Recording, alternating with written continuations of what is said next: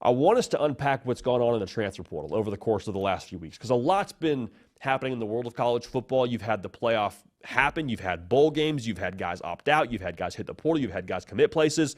Let's just kind of take a breath here, take a beat, and talk about some teams that, as of right now, are transfer portal winners. Before we move forward, full disclaimer, there will be a portion now, I believe, where the portal gets a second wind, because you got now 8 teams in the college football playoff that once those seasons end respectively with stacked rosters, some of those guys will elect to play their college football elsewhere. So this is currently the teams that are in the transfer portal winning circle for me, not all-encompassing, but if your team isn't in there right now, doesn't mean they can't make some moves here when some of these other guys jump in the portal here once the playoff or their season concludes. But a team that's season is already wrapped up and a head coach that I would run through a wall for is Texas Tech and Joey McGuire, man. Listen, I don't know when it's going to happen at Texas Tech, but they're going to break through at some point in time. The reason why I feel that way, they just continue to do the right things, man. You do the right things enough with a high enough frequency. I'm not telling you it guarantees success, but like your percentage of success only continues to increase. That's Texas Tech right now, man. They have been on the cutting edge of how they evaluate talent at the high school level. Have to believe that carries over in some way, shape, or form to the transfer portal. Currently have the #1 transfer portal class for us here at On 3. There is a tremendous care factor as well out there at Texas Tech. Do not get it twisted. The logo maybe isn't what some of these other schools in the state of Texas. It's not the recognizable Longhorn logo or the A&M logo. Tell you what, though, that fan base, they are investing. Powers that be are putting their resources where their mouth is, and they are putting that money to good use, from what I can tell, to acquire top talent. So right now, 17 transfers in the portal. It's very, very obvious. If you revamp at a high level, the Big 12 is wide open. Arizona State was picked to finish last in that thing this year. Went out and got Sam Leavitt, Cam Scadaboo via the portal as well 2 years ago, and right now they're about to get set for a college football playoff game tomorrow. So Texas Tech, love their direction, love their trajectory. You can't have a transfer portal winner conversation without mentioning Joey McGuire and what they're doing out there. LSU.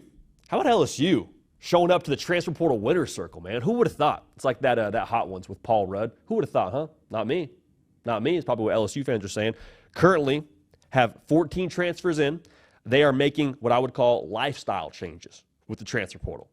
We're entering into New Year's resolution season.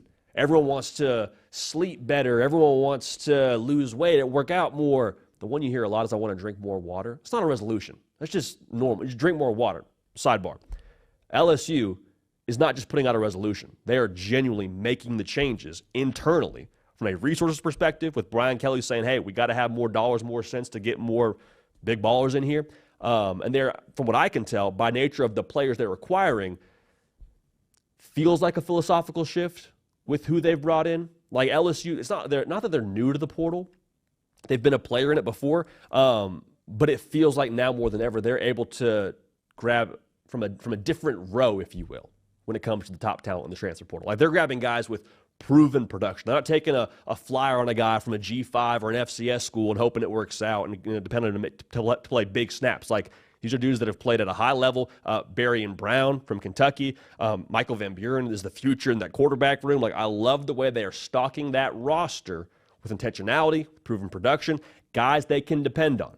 Now, I don't know this to be true, but remember the Bryce Underwood flip from Michigan, or from LSU to Michigan, rather. When that happened, again, I don't know this to be 100% the case, but my gut tells me that probably opened up some NIL funds you maybe wouldn't have had he stayed committed. Not telling you that's the case, but I am saying that it's not a good thing, but the obstacles sometimes can be the way. I don't know that you have the portal class you have right now if that Bryce Underwood commitment sticks.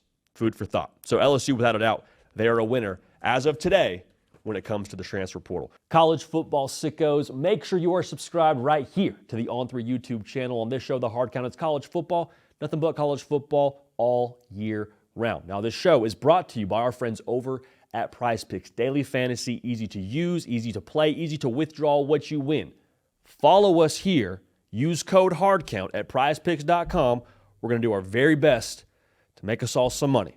Now, even if we don't, when you play with code HARDCOUNT at prizepicks.com, make yourself $50 in promo funds to then go ball out the rest of this playoff. So again, code hard account, $5 in lineups, gets you $50 in promo funds at prizepicks.com. We appreciate y'all subscribing. We appreciate y'all using that code with our friends PrizePicks. Now, speaking of Michigan, don't look now. Michigan, they got the number 3 portal class, according to us here at On 3. And it's not the quantity just yet. Like, as of right now, they do not have double-digit transfers. But the thing with Michigan that should excite the folks in Ann Arbor is there is a real plan in place with Sean McGee, the GM out there.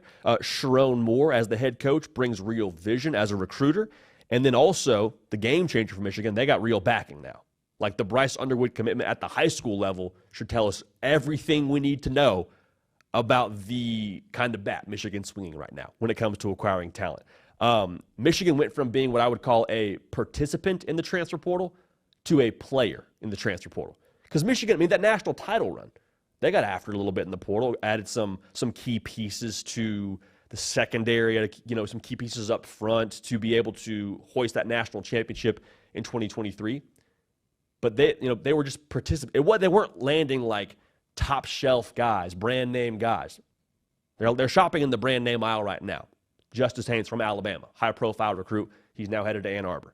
So they are now a real deal player when it comes to Michigan. I used to, in my grade school classes, you got to have participation points. You raise your hand, answer a question. Doesn't matter what you say, kid. You just open your mouth and say something.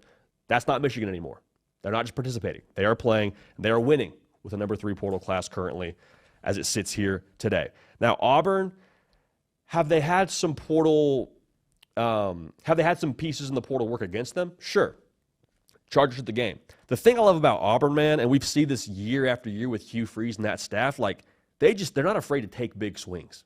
Like there's something to just in life in general, being willing to push your chips to the middle of the table and say all in. And from what I can gather, that's Auburn right now.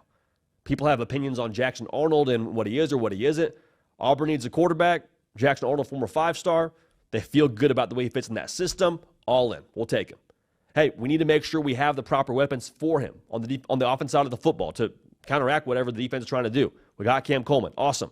Oh, how about we go grab the number 1 receiver in the whole gosh darn portal in Georgia Tech transfer, Eric Singleton. All in. Like that to me just continues to be Auburn's MO is like, has it translated just yet in the wins-losses column? No, but again, I think you can do the right things internally. And it may not happen all at once. It may not happen in a the way that you would like it to happen. But I do think that you do the right things enough. Like we said about Texas Tech, I think that there's some real seeds being planted at Auburn, and this portal class is going to help them. Now, this may not be a portal winner on a macro level, but I think Oklahoma, man, if you were to talk about portal acquisitions that can just change your win-loss total by 2-3 games, they got that in John Mateer.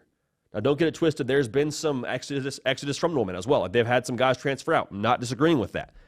But when you talk about what they had to get in this portal class and maybe getting the biggest fish in this portal class, this portal cycle, Washington State's John Mateer is that guy. I'm not telling you he's a first-round draft pick, not telling you he's winning the Heisman Trophy, but I am saying now he is a problem solver for you on offense. He can ad-lib. He adds something to the run game. He's just, from what I can tell, an absolute dog when it comes to how he operates from an emotional perspective, which is infectious, and you got to have at the quarterback position, especially if you're coming off a year that was 6-7. It is what it is. I love that for Oklahoma. I think that is maybe if you were to take one player that could change the complexion of a roster and a team, that's John Mateer to Oklahoma. So big picture, are they a winner? We'll see, but landing him in general to me makes them a winner from what I can tell.